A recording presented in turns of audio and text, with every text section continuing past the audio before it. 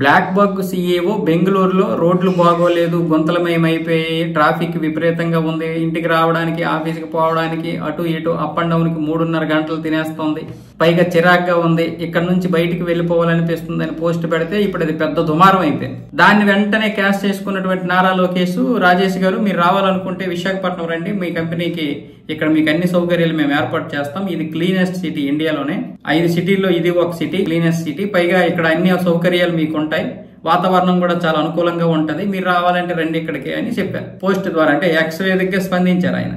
దానికి ఇప్పుడు కర్ణాటకలో పెద్ద దుమారం రేగుతుంది. ఎందుకంటే ఇప్పుడు ప్రతిపక్షాలు బీజేపీ మిగతా అన్ని కూడా ఈ విధంగా కంపెనీలన్నీ బయటికి తోలేయండి, మీరు ఈ రోడ్లను బాగు చేయకండి అని అందరూ ప్రతిపక్షాలని విమర్శిస్తున్నాయి. దానికి ఇప్పుడు డీకే శివకుమార్ గారు ఒక దగ్గర ఇంటర్వ్యూ ఇచ్చారు, ఒక ఛానల్ కి ఇంటర్వ్యూ ఇస్తూ ఇలాంటివి మేము పట్టించుకోము, ఇలాంటి బ్లాక్ మెయిల్ మేము పట్టించుకోవాల్సిన అవసరం లేదు, ఇలాంటి సీఈఓలు ఎంతో మంది బెదిరించారు మమ్మల్ని, ఇప్పటికే 1100 కోట్ల రూపాయలు మేము విడుదల చేశాము, నవంబర్ లోపు కాంట్రాక్టులన్నీ అన్ని గొంతులు పూర్తి చేస్తారు, ఇంకా ఎక్కడైనా మరమ్మతులు ఉంటే మరమ్మతులు కూడా పూర్తి చేస్తారు, నవంబర్ వరకు డెడ్ లైన్ ఇచ్చాం కాబట్టి అంతవరకు మనం ఏం మాట్లాడకూడదు, అందుకని మేము మాట్లాడలేదు, అంతేగాని ఇలాంటి బెదిరింపులు మేమేం మాట్లాడము, ఇలాంటి బెదిరింపులకి మేము పట్టించుకోము అన్నారు. ఎందుకంటే దీనికి నారా లోకేష్ స్పందించారు కదా, మరి ఆయన అక్కడికి విశాఖపట్నం వచ్చేయమంటున్నారు, కంపెనీలన్నీ ఇలా తరలిపోయే అవకాశం ఉంది కదా అని అడిగినందుకు ఈయన ఇలా చెప్పారు. దానికి నారా లోకేష్ స్పందించి బ్లాక్ మెయిల్ వాడినటువంటి పదాలు ఏవైతే ఉన్నాయో దానికి అనుగుణంగా మాకు ఇతర రాష్ట్రాలకి అదే తేడా, ఏపీ ఏ రోజు కూడా ప్రజల యొక్క పరిస్థితిని అర్థం చేసుకుని వారి యొక్క ఫిర్యాదులు కూలంకుషంగా ఆలోచించి పరిష్కరిస్తుంది ఆ సమస్యలు.